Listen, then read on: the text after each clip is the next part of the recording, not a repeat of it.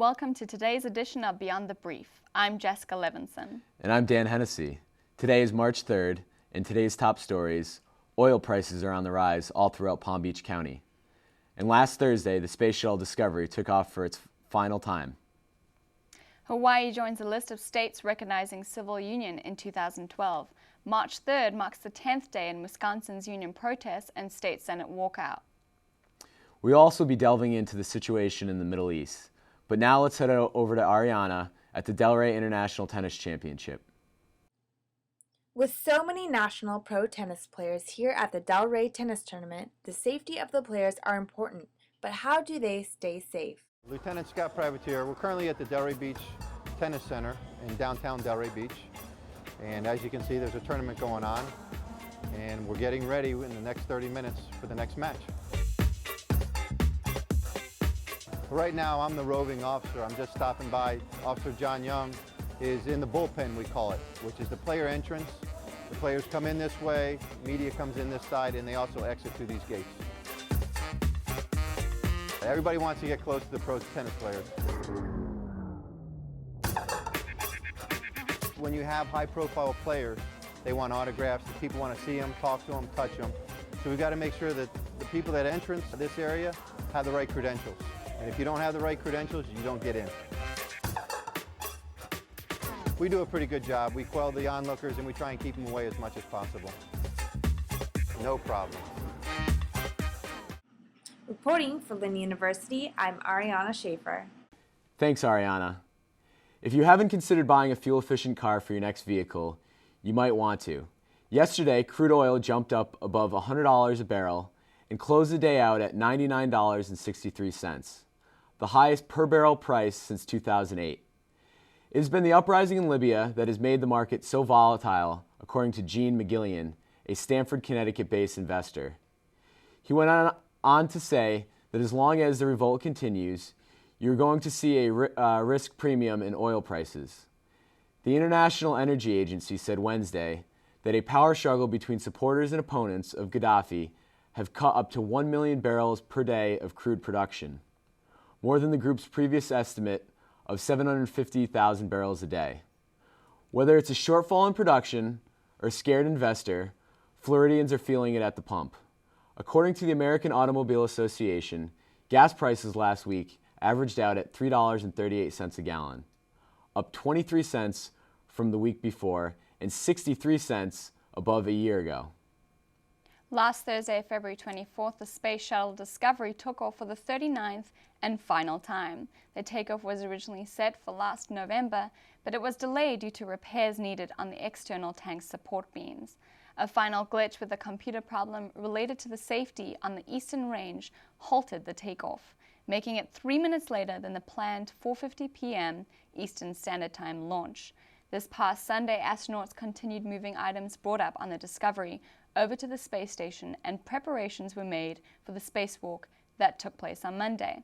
Astronauts Alvin Drew and Stephen Bowen installed a power extension cable, moved a failed ammonia pump, and performed other operations outside the shuttle. On day 6 of the mission, astronauts were said to have worked to attach a permanent module, known as Leonardo, to the station.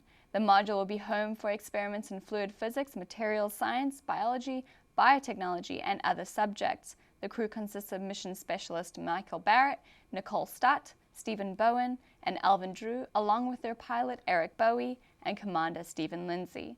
The shuttle is set to return to Earth on March 18th. We wish them safe travels. Now over to Carlos with Miami Health and Fitness. The city of Miami is not only well known for its sandy beaches and sunny weather all year round, but also for its healthy lifestyle and the determination people have to stay fit. When taking a walk around South Beach, one can almost experience a model runway, seeing beautiful women walking around in their fancy swimsuits and muscular men showing off their hard work at the gym. Today, I decided to experience this myself, so I took a long walk on one of Miami's most popular streets, Ocean Drive. As soon as I stepped on Ocean Drive, I found out the most popular method of transport in the beach is definitely the bicycle. It is important to stay focused because you could easily be run over by one of them. Sometimes you see couple enjoying the ride, but other times you see businessmen and women dressed in casual outfits and racing to work. And the list goes on as people continue to pass by on rollerblades, skateboards, longboards, etc. As I look to my right, I realize that there is even an outdoor gym on the beach. Many men are working out at a free venue where they not only get ripped, but also get a tan.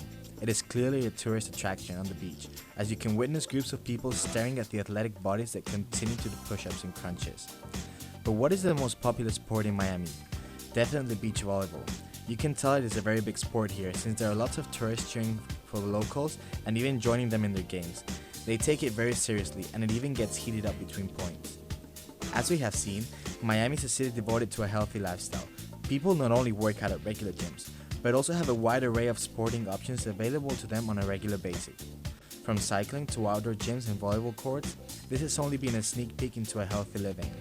This is Carlos Sanz reporting for Lynn University. Thanks, Carlos. Hawaii joins the list of 7 states in the nation to recognize civil unions for same-sex couples. On Wednesday, February 23rd, Hawaii Governor Neil Abercrombie signed the measure into law, calling it a law of civic courage and public conscience. He believes it will enhance the essence of the aloha spirit. This action, along with that of the Obama administration's denouncement of the Support for the Defense of Marriage Act, the federal law that defines marriage as between one man and one woman, has sent a message to the world that it is indeed time for a change. The law will come into effect as of January 1st, 2012, and grants the same rights, benefits, and obligations as marriage. The other states that allow same-sex marriage include Massachusetts, Connecticut, Iowa, Vermont, New Hampshire, and the District of Columbia. Argentina, Norway, Canada, Spain, and South Africa are on the list of countries that accept same-sex marriage. Tension is still high in Wisconsin, as no new terms have been negotiated between the state employees union and Governor Scott Walker. Walker, like many governors, are asking their states' unions for concessions. Where he differs, and where there is major contention, comes over collective bargaining rights, which he proposes to eliminate. The Democratic senators of the state have all left in order to block any type of passage, as they are unable to have a quorum in the chamber. It's uncertain what may come of the negotiations, but Walker has threatened to bring the missing senators back through law enforcement, at which point a vote could be made eliminating the collective bargaining rights. Now over to Nascati at the Wine and Food Festival in Miami. All right, here at the Miami Wine and Food Festival, it's all about healthy eating and healthy living as families arrive by the dozen to attend this year's Fun and Fit as a Family, right here at Jungle Island in Miami.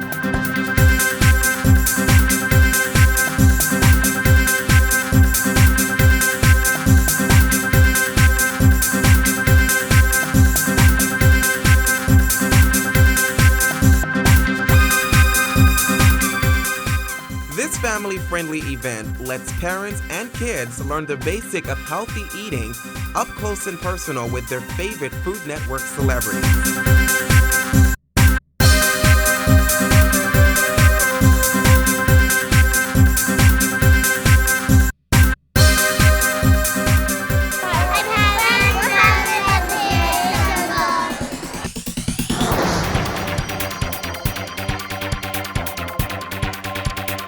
The event provides children with the opportunity to explore the popular food garden while getting their hands messy in the interactive kitchen and exploring the animals of Jungle Island, all while learning the basic of preparing nutritious meals.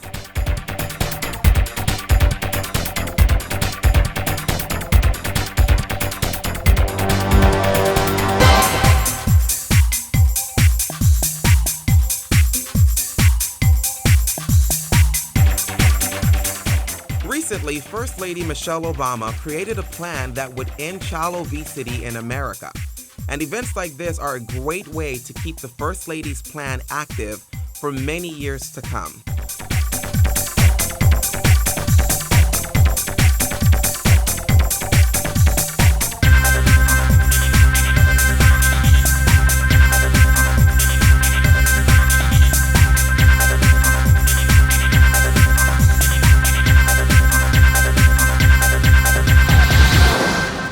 Now, events like this take place right here in the heart of Miami every year. So if you're thinking of coming down, it's best to start planning ahead because those tickets do go by real quick.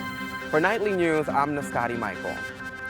Thanks, Nascati. Today we are having a special report on the situation in the Middle East because of its global importance. It is necessary for us to understand the circumstances of each country involved in these protests. Our focus today will be on Libya, the nation whose president denies his country is in unrest. On February the 18th of February, government forces attacked the city of Zawiya at Martyr Square, resulting in 17 deaths and 150 wounded, as reported by the doctors at the field hospital. Pro-regime soldiers were informed that Arab militants had taken over the city, and it was their job to liberate it. Libyan leader Muammar Gaddafi has accused followers of al-Qaeda leader Osama bin Laden for brainwashing the youth of Zawiya with hallucinogenic drugs, resulting in the unrest. He said that the followers put the hallucinogens with milk and other drinks. He then proceeded to ask the protesters' mothers to track them down and take them home. Gaddafi shared that Zawiya's residents are free to do as they like, though there will be consequences. If you want to put against one another, then it's up to you, but the borders of the city will be sealed in order to stop it from spreading elsewhere. He also blamed some of the actions to people of the opposition being detained by the United States in Guantanamo prior to their return to Libya. All of these events have resulted from 16 days of protests, which have caused Gaddafi to lose control of eastern Libya, and international pressure is on the rise. In more recent news, witnesses and sufferers have come out with new intel that Gaddafi would, and still does, torture all those that oppose or denounce him. Some, like Muhammad Abdullah Ali, went through days of torture and as a result now has a deformed lip, nerve damage, and is forced to use a wheelchair. But he was one of the lucky ones. Many have died from these tortures. Gaddafi has denied that his people are indeed in uprising against him, but it is clear that the country is in unrest with his leadership. They have been inspired by other protests rising throughout North Africa and the Middle East, all of which began in Tunisia. Well, folks, that's all we have today for Beyond the Brief. I'm Jessica Levinson. And I'm Dan Hennessy. Enjoy your afternoons.